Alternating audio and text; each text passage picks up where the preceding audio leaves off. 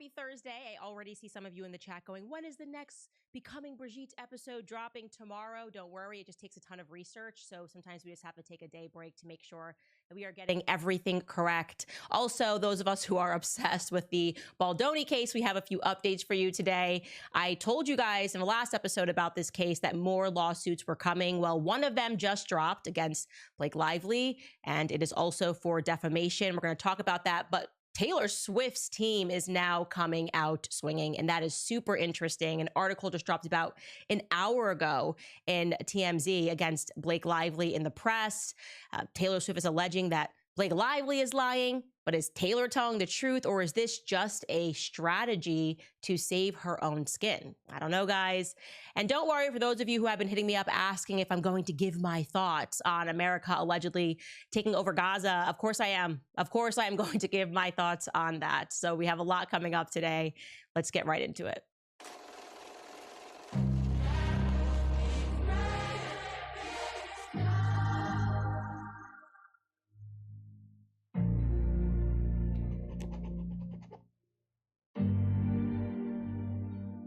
Okay, first and foremost, I do not mean to brag, but I have never been more proud to see a headline about myself ever, plausibly in the media. I think I got to hang it up. I think I'm going to get it framed. This is coming from In Touch Weekly. It says, Candace Owens says Ryan Reynolds should be deported to Canada amid Blake Lively lawsuit. Yes, I did say that. Go me, go me.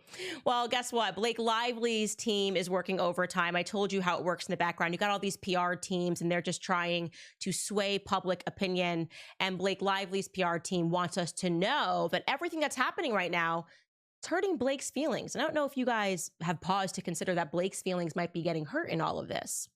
Well, if it isn't the consequences of my own actions. Check out this headline in Daily Mail. Blake Lively sources say Justin Baldoni lawsuit is causing her and Ryan Reynolds severe anguish. They are anguished by the things that they did being found out by the public. In that article, we're told that Blake Lively is, quote unquote, emotionally zapped by her spate of lawsuits with Justin Baldoni, but she remains confident nonetheless that she will ultimately prevail, okay? And the legal battles have apparently, quote, taken a deep emotional toll on the actress, as well as her husband, Ryan Reynolds, who has been named in one of the suits. So I wanted to tell you guys that. I wanted to tell you also that I feel nothing. I literally feel nothing. So much nothingness. I've never felt more nothingness than when I read that article. You know, someone asked me recently why this particular case has seized the world. And I really think that it was just a perfect act of evil that was almost executed in broad daylight, almost like a psychological operation, right? The press was complicit. They almost got it done. This guy would have done, canceled nothing. And were it not for Steve Sarowitz, the billionaire, who just said, okay, let's go to war. Just think about the other side of that. Like, what would have happened to Justin Baldoni? He would have been canceled. And the more that I watch and the more that I read, the more infuriated I become, because it seems like it's never ending. I can't get to a bottom of their bullying. Every time I think I've gotten every instance of their public bullying, we discover more. Like, we were able to get our hands on the 2 more Deadpool clips, actually, in which he was mocking Justin Baldoni. Here's one of them. She never said that. No, but I bet she thought it. You are so mean. My brain could taste your fingers, and they tasted like hate. And where in God's name is the intimacy coordinator? You're so lost, Mr. Wilson. Again, and here is one of the cut scenes that they said, okay, this one's not going to make it into the movie, but here it is. I'd be fighting alongside them, but my calling is to one day host a podcast that monetizes the women's movement. Calling is to one day host a podcast that monetizes the women's movement. So in the context of all this, I feel myself being strangely angry at Justin for being so nice. Seriously, I was going back and watching his interviews, because now that we have this whole timeline and we know what was going on in the background, it just provides new context to Justin Baldoni on the red carpet premiere for It Ends With Us, okay? So we're going to watch him give an interview to Extra. And I want you to keep in mind everything that we now know was happening leading up to this moment, okay? That he was mocked in the credits of his own movie, that he was mocked mercilessly, endlessly in Deadpool and Wolverine by A-list actors getting involved there. We know that Justin's colleagues and fellow actors on the film were then all invited to the premiere of Deadpool and Wolverine. So they watched him being mocked. And then we know that at the after party, Ryan accuses him, according to the lawsuit, of like being a rapist when he finds some WME exec or whatever it is that he called him. And we know that throughout all of the promotional events for the film, he was intentionally cut out. We could show you so many clips of Blake every time they ask a question to Brandon Sklenar, who she decided to run around with, and do all of these interviews with. She essentially just cuts him off and is like, well, talk more about you, Brandon. Talk more about Atlas. Like, talk more about your character. Like, she didn't even want people thinking about Justin Baldoni at all. Not at all. She just kind of wanted to basically cut him out of his own movie. Keep in context also that at this premiere event, on the very same day, Ryan Reynolds moved to release his promo for It Ends With Us, which featured his mother, Hugh Jackman, Brandon Sklenar, all mocking him in a skit. So the clip that you are about to watch right now is Justin Baldoni having arrived extremely early, because one of the extra people came out and said, you know what, it was weird because usually at these events, the actors of the film are the last to arrive on the red carpet. And we did notice that it was weird that he was like first to arrive very early, hours before we were expecting him. So this is Justin arriving hours early with his family after having been informed just days earlier that he and his family were actually going to head into the basement with the drinks to watch this movie. Otherwise, Blake and Ryan were going to stage a boycott. So all that is happening, and now let's watch him retrospectively in an interview. Take a listen. Congratulations, we do. Look at, first of all, the brooch, everything is on point. I can't claim any of it. I was dressed by wonderful women. Oh my God, and you look amazing. I'm gonna bring you a little closer because I'm starting to get snagged. Okay. You have made it happen. I mean, this was no easy feat. It is a beloved book from the beginning till right now at the end. How does it feel to take that all in? I'm a little speechless. It feels very surreal. I probably should have gathered myself before I stepped on the carpet and took all of this in.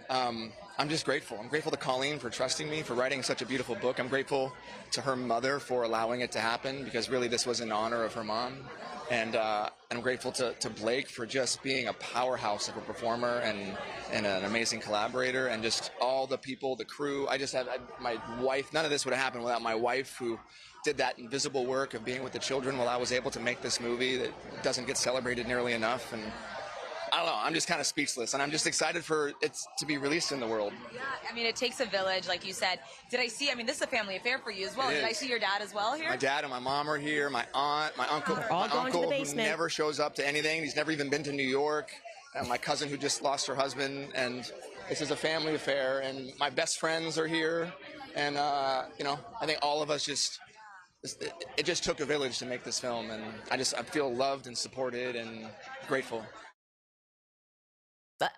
It's unbelievably infuriating and frustrating, and also in a weird way you respect it. It's who I want to be. I want to be this person who in moments of extreme cruelty finds gratefulness, finds elements of gratefulness, but I am not capable of being that way in the third trimester of pregnancy, right? So I'm just enraged on his behalf, and I can't believe it. And there is a strength in that. People are right to say there is a strength in restraint. There is a power in being grateful in these moments. And so I credit him, but I'm also we're angry, and there is something about this case. And I think there is an element of this that makes a lot of people feel unsafe, right? I think that's the real reason when speaking about that. There's to envision this happening, being allowed to happen in society, and knowing that this sort of collusion can happen behind the scenes. And yet we would have been given a version of events which would have taken down the victim rather than the aggressor. It doesn't make us trust anybody, right? We feel like we can't trust, we are not safe with the version of events that are being presented to us about anybody in Hollywood. And I think that really gets at us, okay? So I want to give you some updates. Taylor Swift is now fighting back hard. Okay. Her team is not pulling any punches. Over the last 12 hours, they have dropped a few articles. I told you all of this, and we are recognizing this. It's just a bunch of PR games. And there's an article that just got dropped in TMZ about an hour and a half ago, and they're making it clear that she wants nothing to do with this case. And not only does she want nothing to do with this case, she's calling out Blake Lively for lying. Okay. So I'm going to read direct from this article. It says, a well-connected source close to Taylor tells TMZ, Taylor came to Blake's apartment at the time that Blake told her to, not knowing anyone else would be there. In other words, Taylor had no idea there was a meeting going on with Justin. The source goes on to say that Justin was about to leave after the 2-hour meeting as Taylor walked in, and she was introduced to him for the first and only time. We are told that all Taylor said to Justin was how excited she was to see the movie because he was her friend's boss. Our source says Taylor believes Blake timed her meeting with Justin so Taylor would arrive before he left, and is baffled by Blake later characterizing her as her quote-unquote dragon. The source adds, it's weird to say that about a friend, and there's more. The source says Taylor is also learning that Blake has been inappropriately leveraging her name for a long time, like telling a young actress that Taylor cast her, which simply did not happen. Oh, wait a second. What do you mean it didn't happen? Okay, lots to say about this. Obviously, what she's referencing here is what we were told on the red carpet from Isabella Ferreira herself, who kind of turned into Blake Lively's pet. At least that's what Justin is alleging, that basically Blake poisoned her against him and spoiled her. And maybe the point of entry was, I want you to know that my very powerful friend Taylor Swift handpicked you. Okay. And Lily believed it, which is why she said this on the red carpet. Did I hear that Taylor may have had some influence in getting Yes, she did. Yeah, I know. I don't even know if I'm meant to be saying it, but I'm saying it. Yeah, she was a helpful part of the process of the audition, which I found out later after I got it, and that rocked my world. Yeah. I have no words. Okay, so it is interesting that she says she was a helpful part of the process, which I found out later on, which means Taylor Swift was clearly not in the room, perhaps, when she was auditioning. So there could be some truth there. And we have seen that obviously in Ryan Reynolds' text messages. Like I said, in his first entry text to Justin Baldoni, they black out a name that very much could be Taylor Swift, which means that as soon as he opened the conversation, Ryan Reynolds with Justin Baldoni in an introductory conversation, he wanted him to know Taylor Swift is our friend. Now, we are hearing that when he went to WME, that was also a part of it. Like, Taylor Swift is a godmother to our children. So is it possible that they use her name that when she's not there and she's not aware? Sure. But let me tell you why I think Taylor Swift is lying. Here's an element where I believe she's just flat out caught lying. Okay. So maybe she had nothing to do with Isabella Ferreira's casting, but we do know that her song was featured, and that at one point to feature her song, she got somebody fired. That is the allegation that is made. And she's curiously not responding to that she didn't like Brian Tyler. I think they worked together on the Lorax, literally like the Lorax movie at some point. Maybe it was something else, but she got someone fired from the film. I'd like to hear her respond to that. And we do also know that she's not being truthful about what happened that night at the Penthouse. She's saying it was like, hi, bye, love the film, you're her boss. Not true. Here is the verbiage from Justin Baldoni's lawsuit. And I'll tell you why we can instantly discern that he's telling the truth. It's basically starting with Baldoni realizing that Blake was upset by him not being overly excited about her changes. Seemingly stung by Baldoni's exceedingly mild resistance, Lively did not respond and went silent for multiple days. Later, she confirmed in a text message below that Baldoni's response of course, didn't feel great for me or another mega celebrity friend and Ryan Reynolds to have my passion praised instead of my specific contribution. Lively was referring to an earlier meeting where Lively summoned Baldoni to her New York penthouse, where Baldoni was greeted by Ryan Reynolds, okay, who launched into enthusiastic praise for Lively's version of the scene. Okay, that checks out. Hours later, as the meeting was ending, him and Taylor Swift are agreeing here, a famous and famously close friend of Reynolds and Lively walked into the room and similarly began praising Lively's script. Baldoni then understood that it meant that he had to comply with Lively's direction for the script. Similarly began praising Lively's script. So she didn't go in and say, hi, bye, nice to meet you. She praised her script. And the follow-up text from that meeting proved that, because he basically says, these are his texts to Blake, hey, like, I didn't need, I would have felt that way without Ryan and Taylor talking to her about her edits. You really are a talent across the board, really excited and grateful to do this together. And that leads to the dragging tweet where, so he's saying, like, whatever just happened, I didn't need that to happen. I thought that you were fine already. And if Taylor had said absolutely nothing to him, then she would have responded and said, what are you talking about? She was just coming into the house. Like, that wasn't to peer pressure you. Instead, she replies and says, oh, I got a few dragons. So I think Taylor's lying about that. So the real question is, why is Taylor Swift lying about that little exchange? And the answer is very simple. She does not want to get deposed, okay? A deposition, legal deposition, is not a song. It is not an album. You don't get to drop Taylor's version of events. You are under oath and you will be compelled to tell the truth. And Taylor cannot then call in a marketing guru to spin things to make her look innocent if she was in fact more involved in this project. And again, I believe she was, right? I believe she had more to do with the screening. I think her mindset then, maybe she was looking for something to do after the breakup with Joe Alwyn. But I think right now what's happening behind the scenes is she is freaking out because Brian Friedman went on the TMZ podcast on yesterday. And when asked about whether or not they would subpoena Taylor, he basically implied nothing's off the table. And I want to be clear, that has the potential to humiliate Taylor.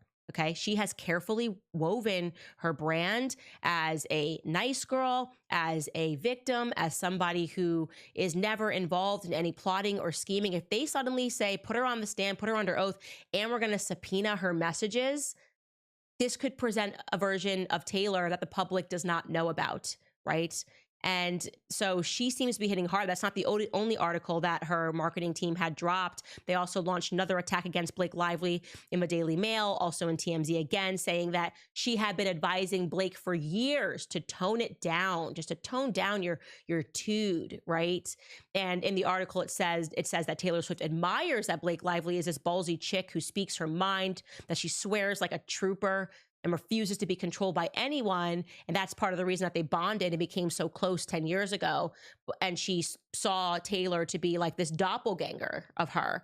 But the difference is that Taylor is more subtle. This is literally a direct quote. The main difference between them is that Taylor is more subtle. Blake has always gone full throttle about everything. That's a weird quote. You know why that's a weird quote? Because basically what they're saying is Taylor Swift more subtly via lyrics and stuff will kind of take somebody down and get her fans to believe in a certain narrative. It's subtle, but when Blake does it, it goes full bore. Does that imply that Taylor Swift maybe has not been a perfect victim in every situation since 1989? I don't know. Interested to hear what her fans think, because for years I have asked myself that question. Okay. I have openly said, there's a pattern here that has been established. You know, you had me at the first relationship, second relationship, third relationship. You lost me, you know, maybe on the third album of me accepting this narrative that people are always doing something wrong to you. And there have been people that have tried to speak out, by the way. And I'm genuinely interested to hear Taylor Swift's fans on this.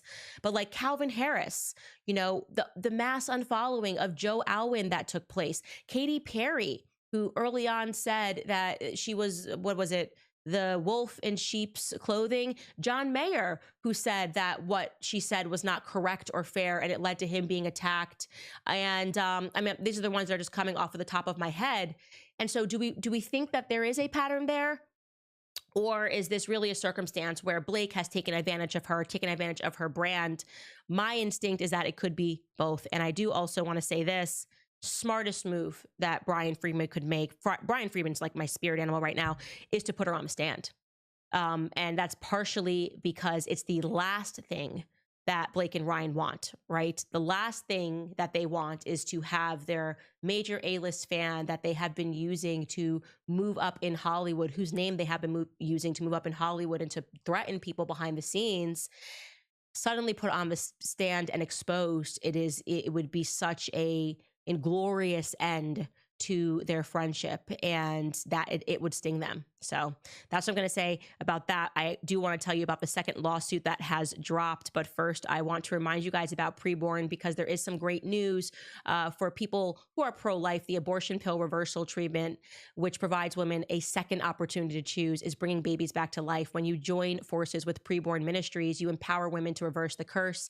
What you might not be aware of is, even though Roe v. Wade was overturned and abortion has been greatly restricted in many states, the abortion pill has superseded surgical abortions, accounting now for over 60% of all abortions.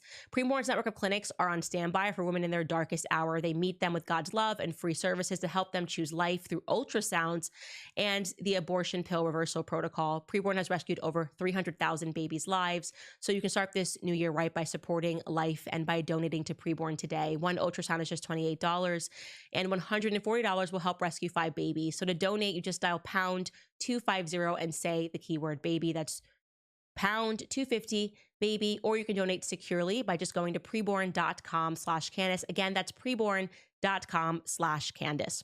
Okay, so I told you that these lawsuits are not going to stop. First one has now dropped. Blake Lively, she's being sued again. Like I told you, a lot of it involves the PR world. And so I'll just first read this headline. You have The Hollywood Reporter saying Blake Lively being sued for defamation by crisis PR firm in It Ends With Us feud. The lawsuit that has been dropped actually confirms what I told you earlier, that I had it on perfect authority, that Blake's original filing, which was with the Californian Civil Rights Department, that complaint was supposed to be the only filing. It was the ultimate bad PR response to what they wrongly assumed was a PR attack that was happening against Blake, being orchestrated by Justin Baldoni.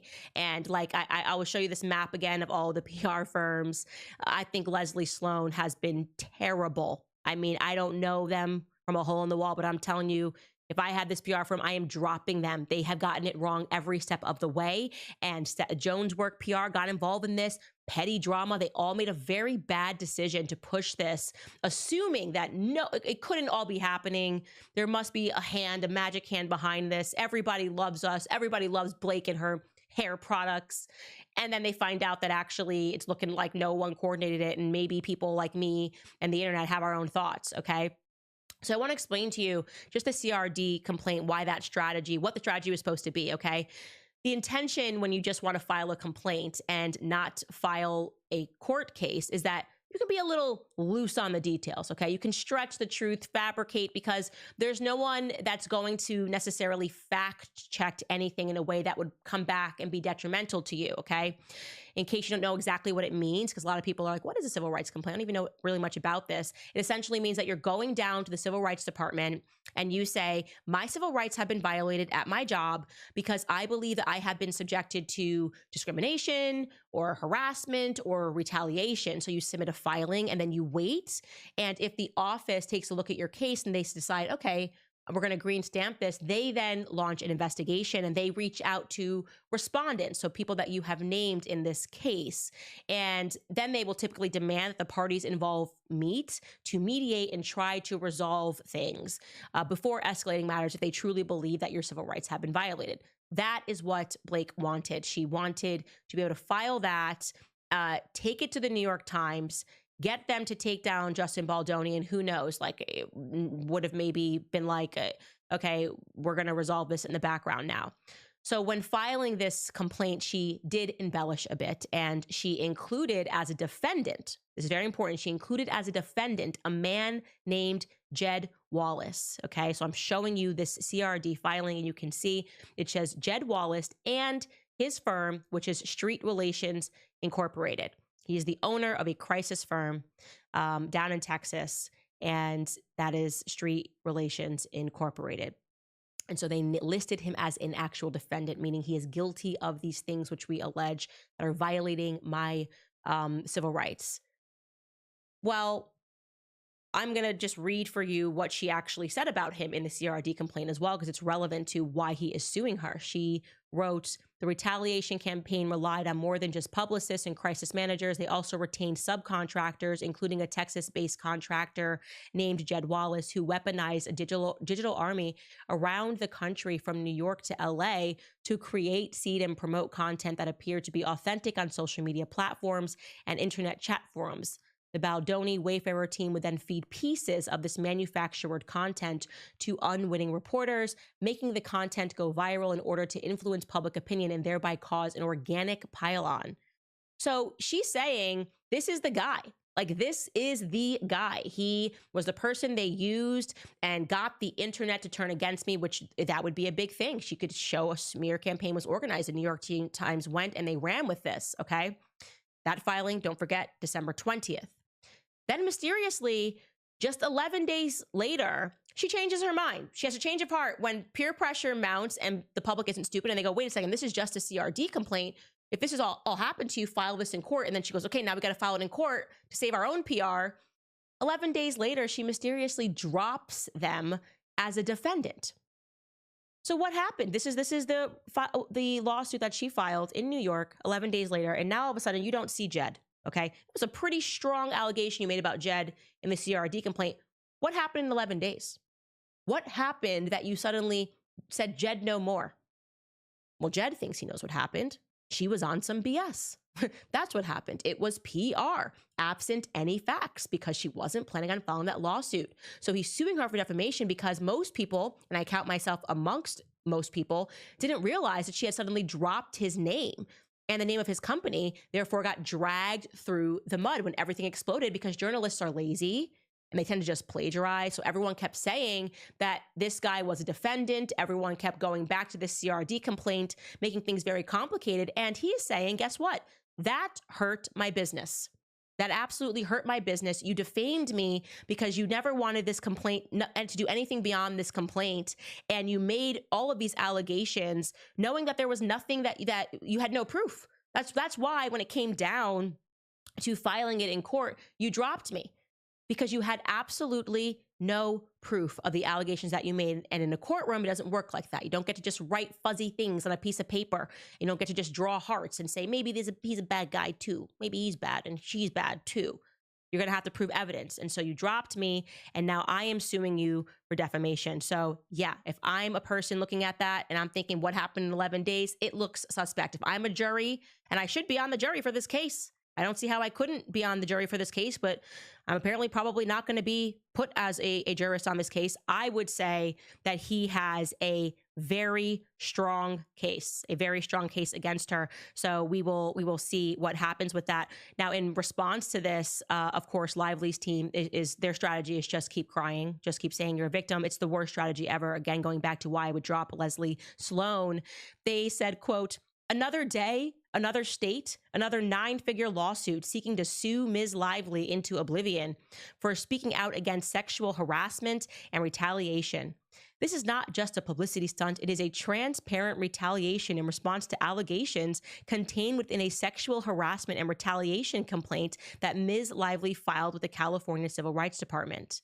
While this lawsuit will be dismissed, we are pleased that Mr. Wallace has finally emerged from the shadows and that he too will be held accountable in federal court. Again, that relies on the public being really stupid. That relies like that he's retaliating against me. No, you failed to put him as a defendant, to list him as a defendant in your big lawsuit. And there's a reason for that. You named him without any evidence. Okay, so I'm not buying that. And of course, Wallace's team then fired back. He says, quote, as Lively later admitted, his lawyer rather says this, as Lively later admitted, she knew of no facts to support the allegations. Neither Wallace nor Street had anything to do with the alleged sexual harassment, retaliation, failure to investigate, or aiding and abetting the alleged harassment or alleged retaliation. Neither could they have breached a contract with Lively because no such contract exists. So that, my friends, is definitely heating up for her. I do also want to say this regarding Ryan Reynolds. I have some thoughts, maybe some weird thoughts. I think secretly, now that I know his character, like his real, not the character, the real Ryan Reynolds, and like the narcissist that I think he is, and the amount of narcissistic abuse he engaged in when it came to Justin Baldoni, I think while he is coming apart at his public persona going down the drain, he also probably thinks he did nothing wrong, because they are usually unable, narcissists, to ever see that they have done anything wrong at all. And they just keep going, who else is the next person I can blame for my own failures? I bet he is, though, enjoying this in terms of his relationship with Blake Lively, because she's isolated. And he just strikes me as someone who's like, it's me and you now, babe, against the world. They're doing this to us. We did nothing wrong. Like, he's leading her, driving her further into narcissism. Like we did nothing wrong. There must have been some plot engaged, involved. I just get the feeling that he will enjoy having isolated her, because it allows him to further sort of groom her into this idea that she is the ultimate victim in this. I think he's the one that pushed this from the very beginning, like I've said. And obviously, we're going to find out more will come out about this entire situation. Anyways, you guys, I am going to now tell you about American financing. American financing, because I know there are a lot of Americans that are carrying high credit card balances that charge 20% or more each and every month. It is now time to take control of your debt. If you are a homeowner and you have been waiting to figure out how to get your finances in order, you need to call my friends at American Financing today. American Financing salary-based mortgage consultants are helping homeowners just like you tap into their home's equity to get out of high interest debt. They're saving their average customer $800 a month by doing this. Saving that kind of money every month should make the decision really easy. All it takes is a 10-minute, no cost, no obligation phone call to find out how much you could be saving. And if you start today, you may be able to delay 2 mortgage payments. So call American Financing at 800-795-1210. Again, the number is 800-795-1210, or you can visit americanfinancing.net/Owens. That's americanfinancing.net/Owens. Okay, I wanted to show you this TikTok. Comedian Whitney Cummings, she was under fire recently for being funny. Sometimes in a very sensitive culture, not allowed to be funny. And she posted this on her TikTok about how the left and right are coming together on this Baldoni thing. Take a listen. Did not see this coming. I did not think that Blake Lively and Ryan Reynolds would be the people that united this country, and it has happened. The most liberal people I know are now obsessively following Candace Owens for her take in journalism on the situation. Thank you, Ryan and Blake, for having such terrible personalities that we are now united as a country. Also, yes, I have followed this story so closely that I'm just wearing beanies now. Like, I am fully in the Lily Bloom simulation. I don't even know where this came from. Like, I don't even think this is mine. I'm going to meet up with her, and I'm going to have kombucha for my cousin Justin. And then it's just going to be the ultimate crossover event, the left and right coming together. And I thought about this. I think under her post, she had written something like, essentially, Blake and Ryan are patriots. And we can laugh at that, but I actually kind of, what they did was a tremendous service in terms of bringing the left and the right together. Because one of the things that we now notice coming out of this is that there's nothing sincere in politics or media, right? It's all name calling, and it really comes down to who is more powerful and more connected enough to get the names, the ad hominem attacks to stick. And that's what we're learning from the Justin Baldoni lawsuit, is like, they almost did it. They almost made him, in the minds of all Americans, a rapist, because they had power. They had more dragons. And that is what has stunned us. And I think it opens the conversation in terms of us allowing to maybe look at each other differently and go, whoa, well, maybe when people told me that Candace was a self-hating Black person and a misogynist and internalized misogynist and a racist and a sexist and a chauvinist and an anti-Semite, maybe somebody more powerful just wanted to say that about her, so I would hate her, right? We're all starting to see each other through a different lens. And I thought this so perfectly encapsulated it, how nothing is sincere. So there is this like really fat Malaysian guy on X. I don't know why Elon Musk tweets him all the time. Like, we are very much believers that this person is somehow blackmailed by a foreign state, and he just targets people and he smears them with ad hominem attacks, and you're gonna die. All of my coverage that you have watched about Justin Baldoni, this is what Ian Miles Chong chose to tweet at me when I just explained why so many people feel invested in the story. He wrote this. I'm not kidding. It should be obvious to anyone that you're just attacking Lively and Reynolds because they donated money to the victims of October 7th. You hate the Jews, and your interest in this case is nothing more than an extension of your hatred of Jews. Literally what? Like, what on earth is he talking about?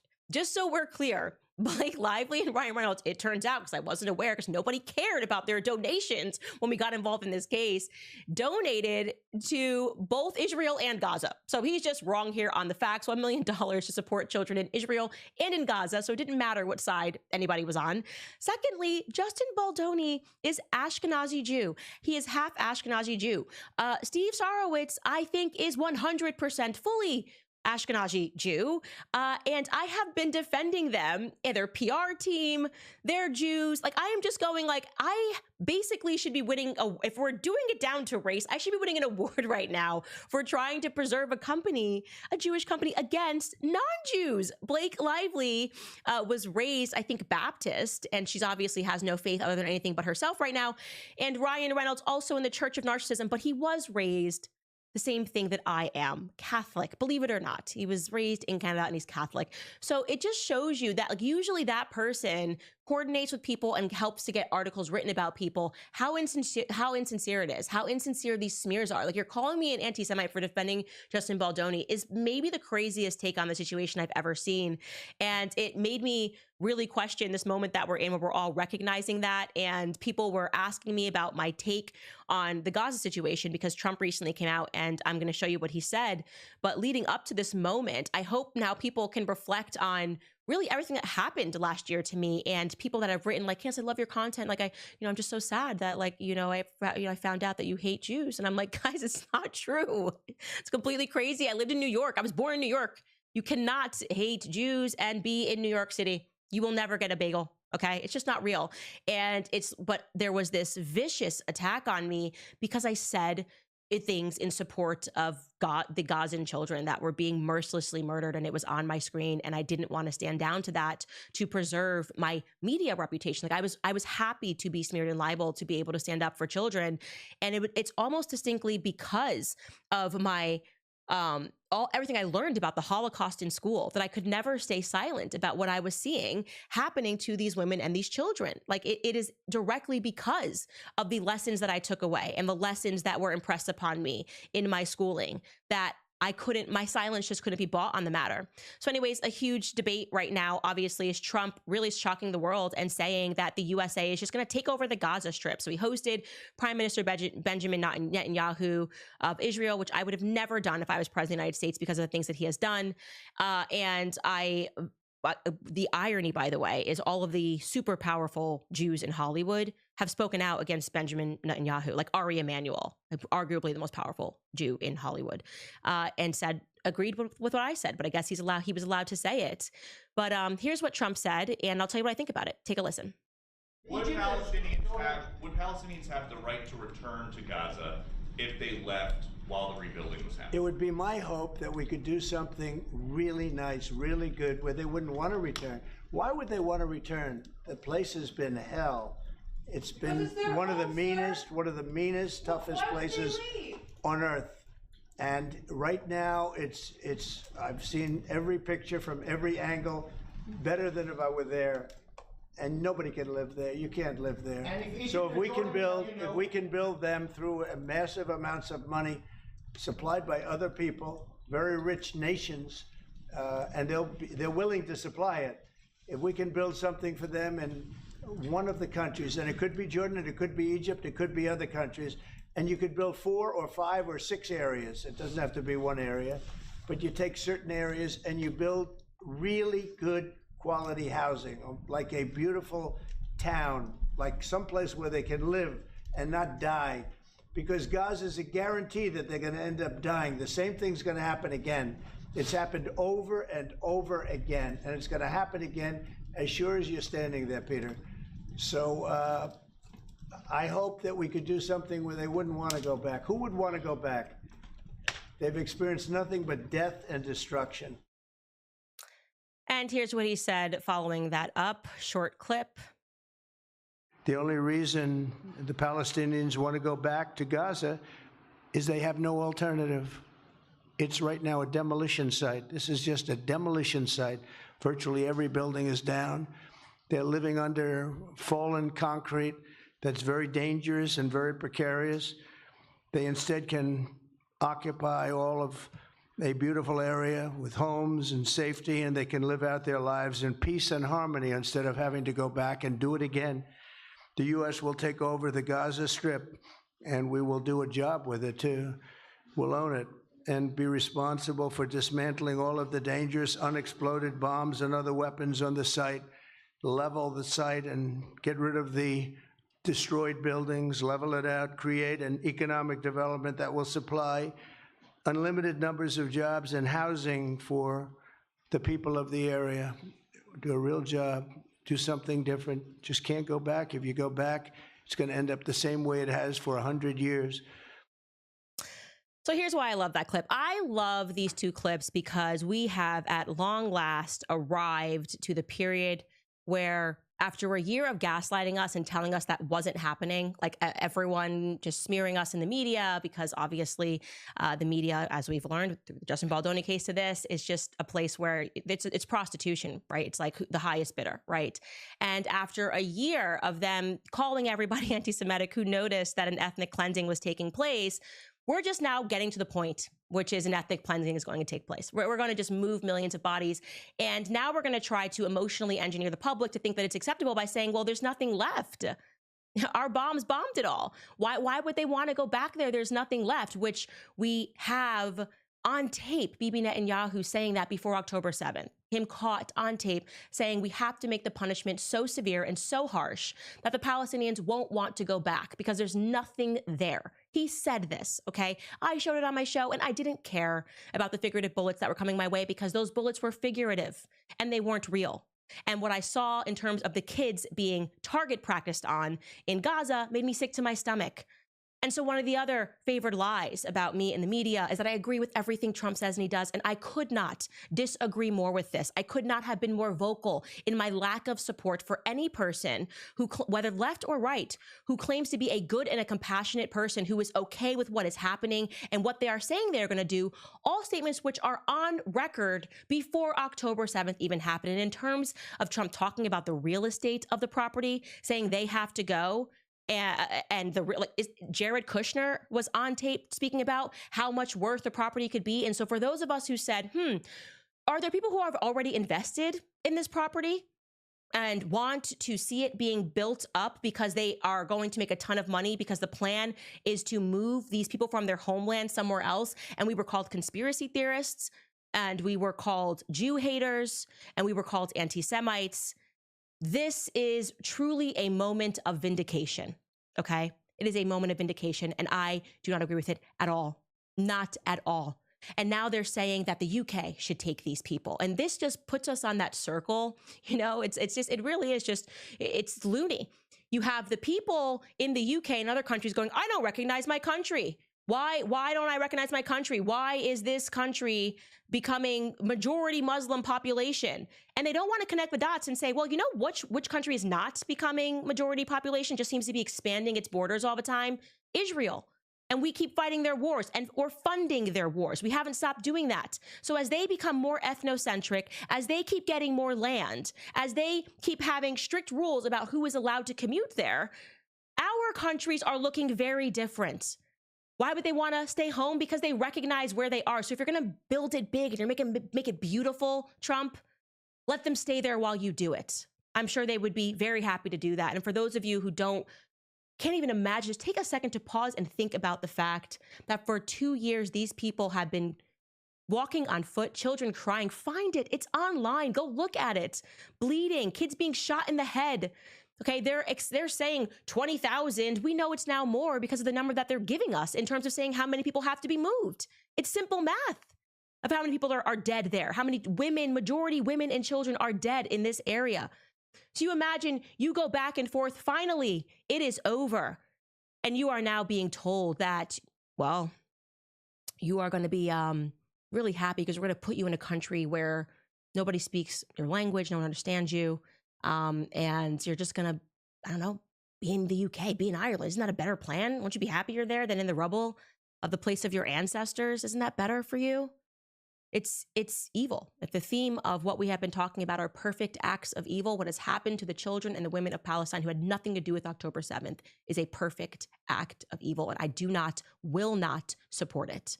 I don't care which friendships have to burn, which invites I won't get, okay? I will not support it because I am a Christian and I am not one that can be maneuvered by money. And I hope that for those of you who are new to my channel, you recognize that that was the ultimate takeaway from everything that was written about me last year, is that I will never bend the knee to evil, whether it comes in a lighter form of Hollywood, being a Hollywood reject and not ever having friends like Blake Lively and Ryan Reynolds, or if it comes in the form of what I believe is happening right now. It's just not something that is for me. And so that is all I'm going to say on that topic. All right, guys, it's time to get into your comments, right? Are we at comment time? We are 44 minutes in. And first, I'm going to tell you about 7 Weeks Coffee, because so many of you guys drink coffee, so you might as well drink coffee and do good. And 7 Weeks Coffee allows you the opportunity to do that. It is America's pro-life company that's on a mission to fund the pro-life movement, 1 cup of coffee at a time. If you're wondering why they are called 7 Weeks Coffee, it's because at 7 weeks, a baby is the size of a coffee bean, and it's the same time that a heartbeat is clearly detected on an ultrasound. So they donate 10% of every sale to support pregnancy care centers across the country, and they have thus far raised over $750,000 for these centers, and they've therefore saved thousands of lives. And I can tell you the coffee is great because I'm picky about what I drink. It is mold-free, pesticide-free, shade-grown, low acid, and it is organically farmed. It truly does check all the boxes. And right now, if you subscribe to 7 Weeks Coffee, you'll get a free 2-pack of their new travel bags to take